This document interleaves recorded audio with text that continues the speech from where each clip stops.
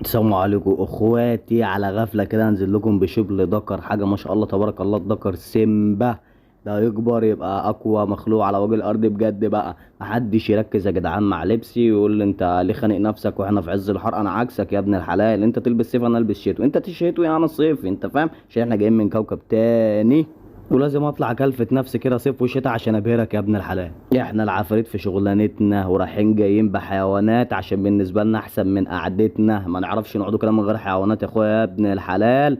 ولازم بفضل الله نخلي عندكم الانبهار على طول شغال. احنا على الله ان شاء الله. اتصرف اتصرف. ما تخافش، مش هأذيك. انا من الجن الطيب.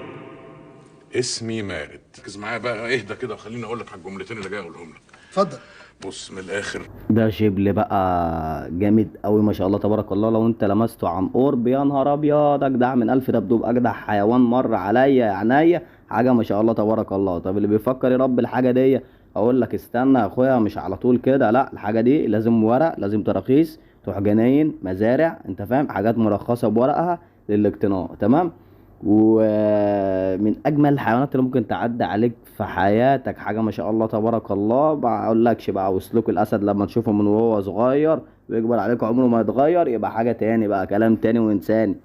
واحنا العفاريت في الشغلانه وبفضل الله مفيش حاجه بتخفي عليا انا، واحنا على الله ان شاء الله. جوك عرفت انك عفريت يعني بهرتك بشكل مبالغ فيه يا اخي. بالذمه جدا. طب استاذنك اقلع على البتاعه دي بقى لحسن حران جدا، وبصراحه انا كنت لابسها علشان ايه؟ ابهرك.